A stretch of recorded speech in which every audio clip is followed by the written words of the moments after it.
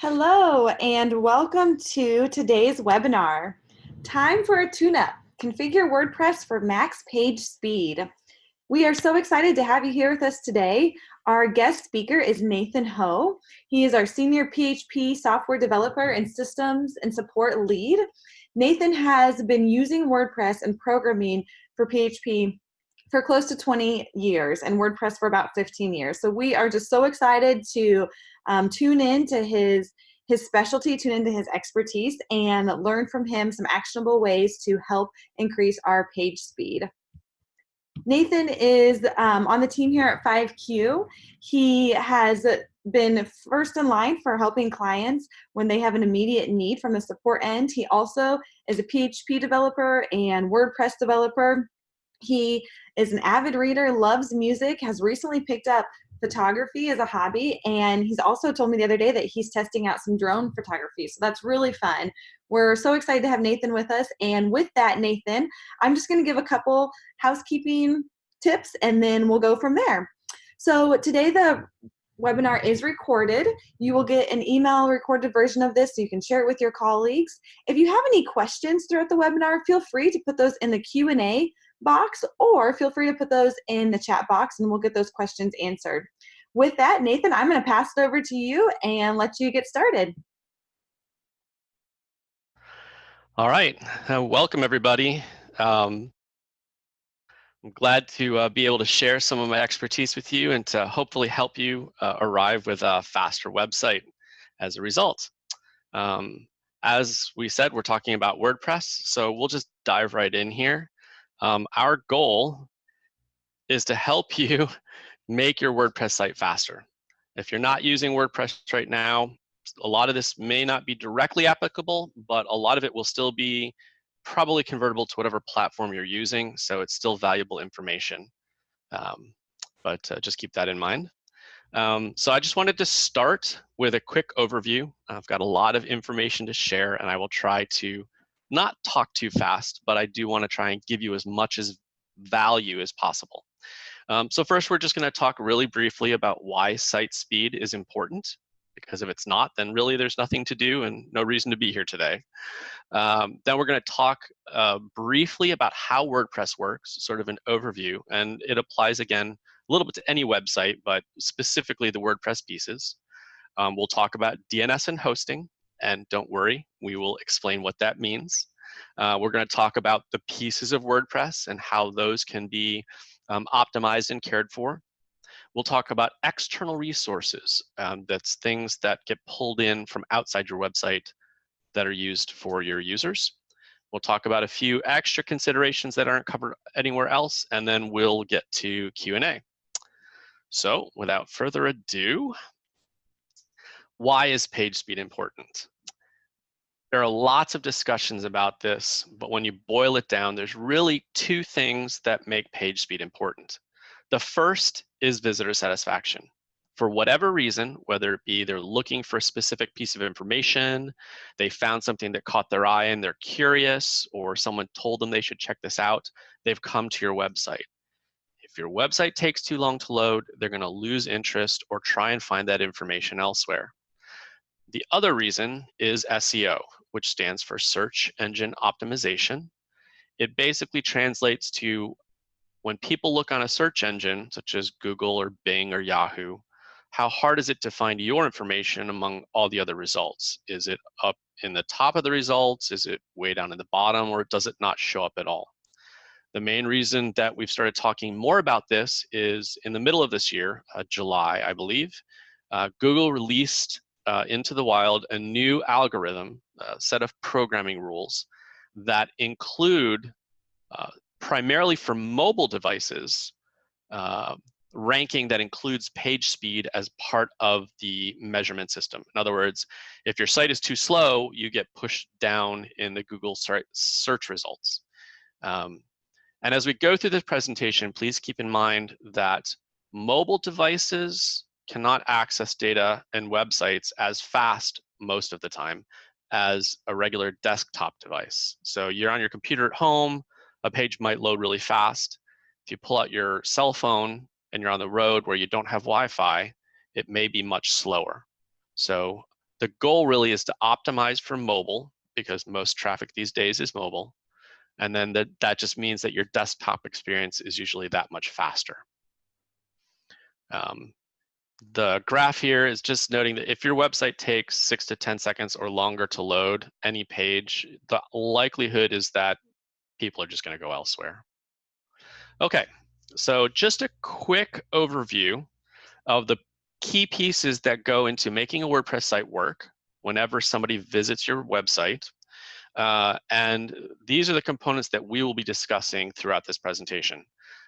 So a user makes a request. First thing they do is a DNS lookup. And we'll talk about what that means and what DNS is. That gets to the hosting platform that contains your website. And WordPress takes the pieces that make up how it works, themes, plugins, and database, as well as any information from external services, bundles that all up, and passes it back to the person who requested it. So our goal in this presentation is to show you where in each of these pieces and steps that you can reduce the amount of time it takes to put everything together and get it out to the end user. Okay, so we're going to go through this kind of in order. So the first thing is DNS lookups. Okay, so you're saying, well, what is DNS? That sounds very technical. And this text on the screen makes it look very technical. The basic idea is that the DNS system makes the internet human friendly. So everybody here probably has a website with a domain name. We'll just use yourdomain.com as an example. Someone goes to a browser, they type in yourdomain.com, and up comes your website. Servers don't speak English or Chinese or French or whatever. They speak internet language, internet protocol language, which translates your domain name into this big series of numbers and or letters, depending on some stuff. Obviously, trying to tell somebody, please go to 2607:F298, blah, blah, blah, would be very unwieldy. Nobody would use that, which is why we have DNS. You can think of it a little bit like calling an operator back in the 1960s when they had the big switchboards. You would call in and say, hello, operator, I'd like to talk to John Smith on 20th Street. And they would say, sure, one moment. And they'd do something on their end with magic cables. And all of a sudden, you start hearing John Smith on your phone, and they've connected you. And that's really what the DNS system does. Now, how does this play into being speeding up your website? Well, the first thing is you need a good DNS host that's stable and fast. And there are plenty of those. Most hosting providers offer you some kind of DNS hosting service. The second thing is the type of DNS records. Now, I know this is going to sound a little technical, but just bear with me. I'll explain why. And you don't have to remember these specific details. You can remember a couple of things and talk to a development expert or your hosting company, and they can help you with some of this. As an example of where you can speed up DNS, there are two types of records that we'll talk about: a CNAME record and an A or an anchor record. So what is a CNAME record? It's basically an alias. So imagine that you were sending a letter via the postal system to a Maria. So you write Maria on the envelope and you put her address and you stick it in the mailbox, and the mailman comes and gets it, takes it to the post office, and then they bring it back to you and say, I'm sorry, if you want this to go to Maria, you need to send it to Julie. So you're like, oh, so you cross out Maria and you put Julie in that information, you give it back, and they take it to Maria at Julie's place. That's kind of how a CNAME works. When you look up the domain name www.yourdomain, if that one is set up as a CNAME pointed at just yourdomain.com, then the computer has to do two lookups in DNS to get the actual address of where your website is. So it would look up www.yourdomain.com, which points to yourdomain.com, which they would then look up, and then they would finally get the address. Okay, so a little complicated, I know, but the simpler way is just to take the time to point each one directly at the address of your website. so that when the person looks it up, they don't have to do that second lookup at all. It's a small thing, it takes milliseconds, but every bit of time counts when you're trying to speed up your website. So the point here is you might want to talk with your developer or technical person and say, is there something we can do with this to speed it up? The reason people use CNAME records is for ease of management. If you have to make changes often, you only have to make it in one place as opposed to two, perhaps. But DNS doesn't change that often, so it's usually not really that big of a deal in the long run to have them set up separately like this. Okay, I promise from here on out it'll be a little less technical, but that is the first step in handling a request from an end user, and that's one way to get a little extra speed. The next piece is one of the bigger pieces, it's hosting. This is the server on which your website resides with all its pieces. There's a lot we could talk about with this, but we have limited time, so we're going to kind of run through this. The first thing, obviously, is cost versus features. The more money you throw at hosting, the more powerful it is, the better it is, but you have to make the balance of we can't spend, hundreds or millions of dollars on this, so what's affordable and how much can we get for that? But you do need to have some basics that you want to take care of. For instance, you want to have uptime greater than 99%. That's kind of a standard given. Most places give you that. And by the way, anybody who promises you 100% is lying. I won't go into that, but it's not technically possible. You can get close. Support should be responsive. In other words, when you need help, you should be able to get it. Ease of portability. If you decide to change, you get more money and you want to move to a different service that's more powerful, or you want to reduce costs and move to somewhere cheaper, you need to be able to pick your stuff up and move it rather than spending days and days trying to get all your stuff away from the old group and moving it to the new. Here's a good tip. Backups. Most services provide backups, but the really important thing is not the backup itself. It's how hard is it to restore your data if you need it again. And a lot of places, that can be a multi-day effort. So knowing what the restoration process is more important than the actual backup process, and often, in most cases. So it's something to check about. And then this one's a little bit more technical, but having a deflate or gzip functionality on the hosting platform. I will say, if you've ever zipped up a file to make it smaller so you can email it to somebody or pass it along faster, web servers can do the same kind of thing with the web page content. It requires that the hosting platform and provider support that. And I will also mention that that can have PCI compliance issues, so you need to take that into account. If you have questions about that, you can ask later. But that can help speed up your website. Okay, so the underlying pieces of WordPress, there are 3 pieces. The first are theme and designs. This is the look and feel of your website. You have your logo here, and these are the colors, and this is the font that's used, and that style of stuff. The first thing you can do is looking at your design of your theme and saying, how can we make this more lightweight? And by lightweight, I mean, are there fancy things that are happening, images sliding in all over the place, or really fancy fonts that change, or things that wobble, or just slide-ins, pop-ins, super fancy dynamic menus. You want to look for things that don't really provide any extra value. They're just pretty, or they're just fun. And are those causing your pages to be slower without really helping or giving your users any additional information that they really need? So anywhere you can simplify or make your theme more lightweight, you're going to improve your page speed.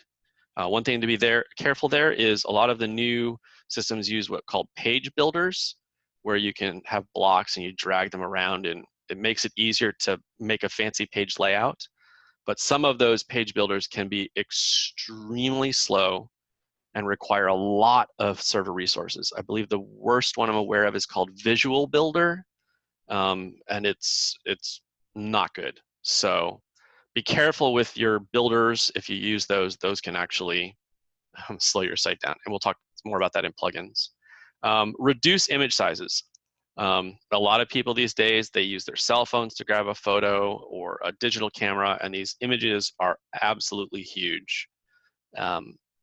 Big files, lots of detail, and people often just take those and upload them to their website, and then they grab the corners and shrink it so that it fits in the space. But what they don't realize is it's still a huge image. And there are some plugins you can use that will automatically resize the images down into much tinier files, but still take up all the space you need. And it saves a huge amount of time with page loads. Minifying your code. Sounds complicated, but there are plugins actually that you can use to take all the extra spaces and tabs and the stuff that doesn't matter for running your code that makes your web page work, which takes extra stuff out that needs to be transferred to the user. So it, again, reduces the amount of data that needs to be sent to the user to make your page work. So that can speed things up. And then here's one that often gets ignored. WordPress, it's very easy to install new themes, to test new themes.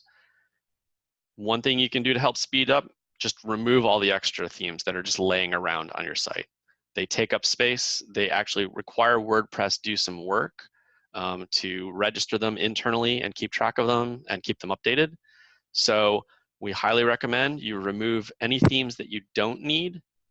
Basically any theme stuff that's required to run your site, the active theme, and then one generic, one of the default WordPress themes I would leave there just in case you need to test if the theme is a problem or in case something with your main theme breaks. It's good to have one extra around. Beyond that, you probably should not have a lot of extra themes on your production websites. Okay, plugins. This is probably the largest area that can cause issues and slowdowns. Like themes, you need to make sure that you're getting rid of any plugins that you don't use or that you used for one purpose and now you're done with them, or that you had at one point or tested and you're not actively using. You should get them out of there. They take up processing time on the server, and WordPress has to keep track of them. So get rid of them. If you have plugins that are active that you're not really using, you may want to deactivate them and get rid of them. And then look for anything that you don't really need and get rid of those as well. There's no, unfortunately, magic number of plugins that's good or bad. It really depends on the quality of your hosting and how powerful it is. But the fewer plugins you have, generally speaking, the better your site will run and the faster it will be. You also have to look out for well-written plugins. The best plugins only load on pages where they're required. The lesser quality plugins will just load everywhere, in the backside of your site, on the admin, on the front pages, even when they're not needed, and that can slow things down. And just the note, again, to watch out for plugins that slow down your site. If you're experiencing major slowdowns, a common troubleshooting technique is to start disabling plugins that don't completely break your site, hopefully, until you find one that's causing a slowdown, which can happen. And there are some tools that we'll recommend later that you can help sort of figure out which ones are causing that issue, if that's the case. Okay, the database. Now, I know this is probably not something most of you, if any of you, touch, but the database is the place where all of your text content is stored for a WordPress website. So your blog posts, all the content on your WordPress pages, if you have any extra data plugins that organize your data, this is where it's all put. Two things that you can do to help keep that running smoothly is to do data cleanups. Every time you make a change to a WordPress page, it saves a revision so that you can revert back if you made a mistake. But the majority of the time, you know, after you wrote a page like a year ago, it doesn't matter if it had 100 revisions, you're never going to look at them again. So doing a cleanup of past revisions, old drafts that are never going to be published, content that you don't need any longer. Like if you had a Christmas event in 2012 and you had a page just for that, well, it no longer really applies. It might be time to remove that from the system. And again, reduce the size of the database, keep it all lean and clean. There are some plugins that can help with that as well.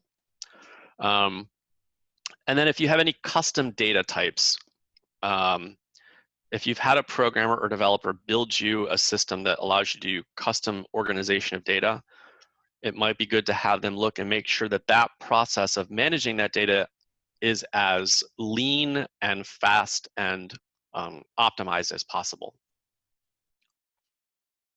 Okay, external source resources and services. This is a trickier one, but it's well worth looking at.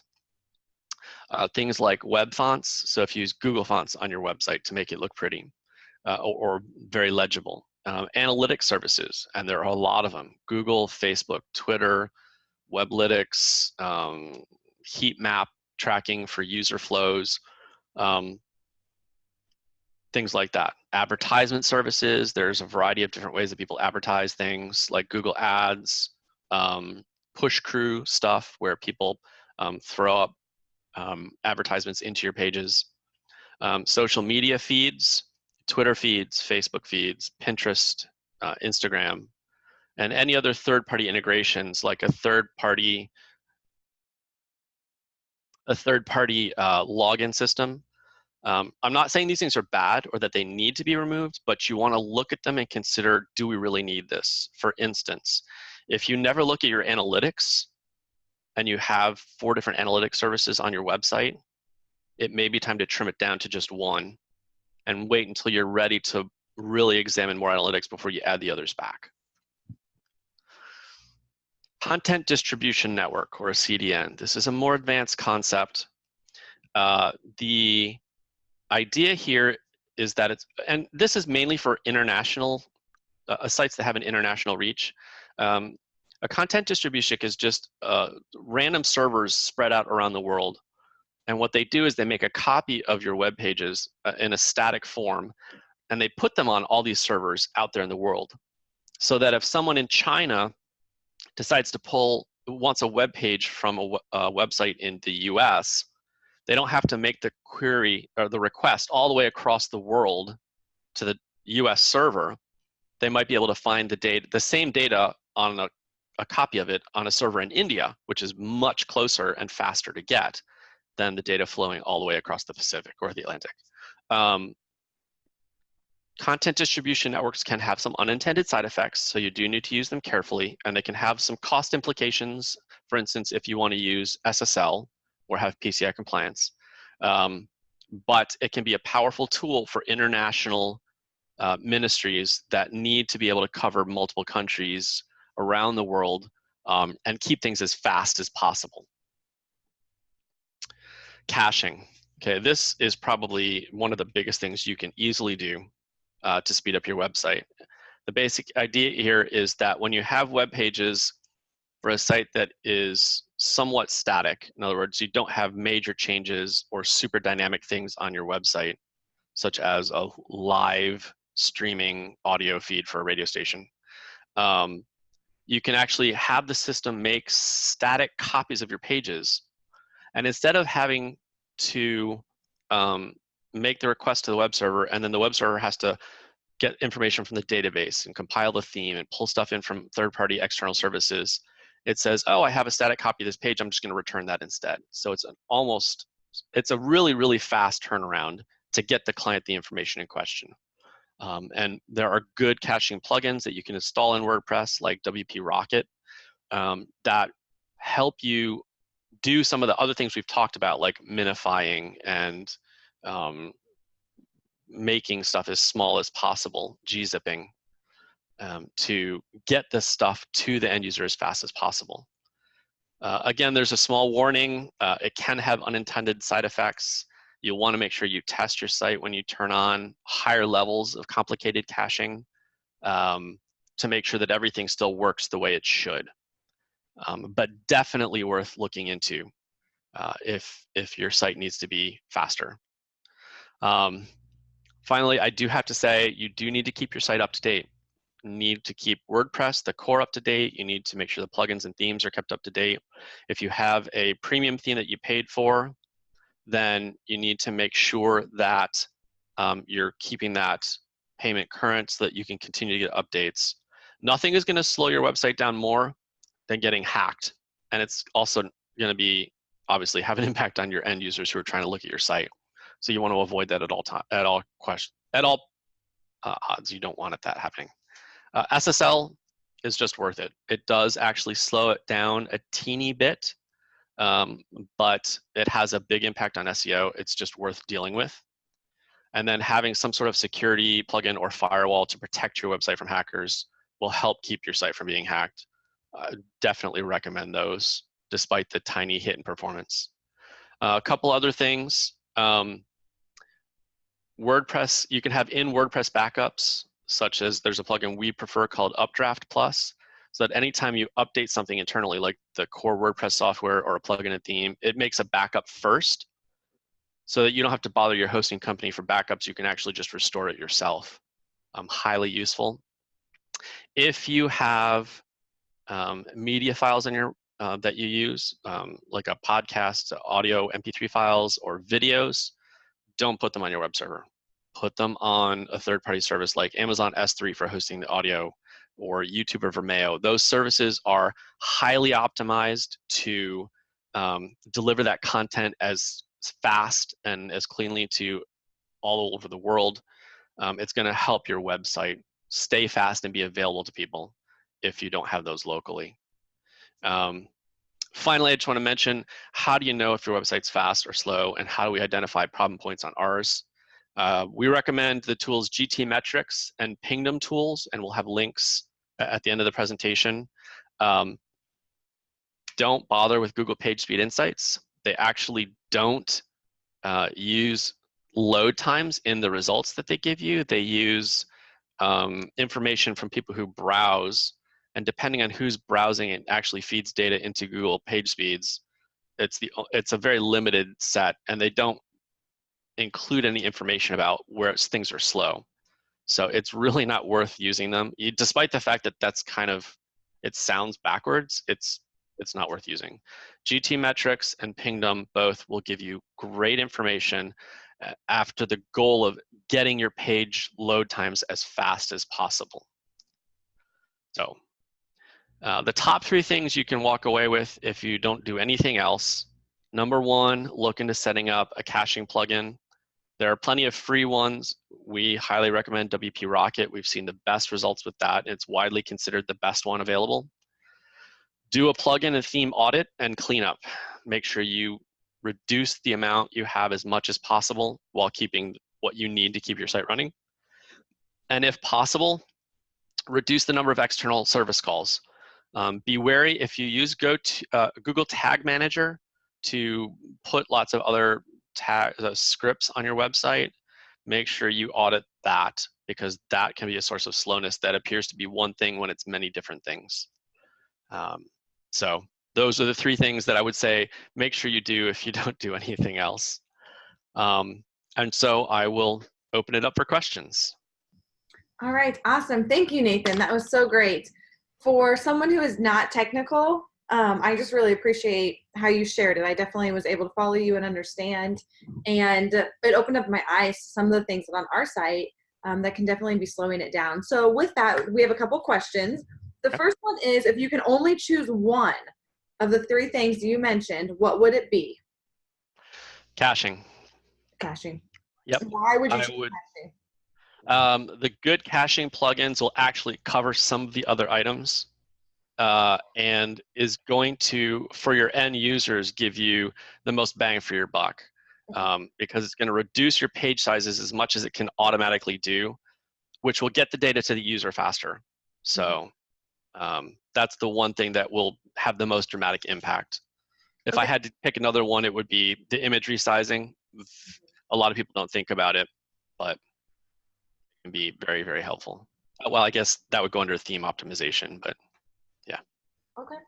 Now, along with that, who on my team should I send this presentation to help them understand why we need to reevaluate and possibly do a site audit to increase our page speed? What key players do you think need to be involved in this process?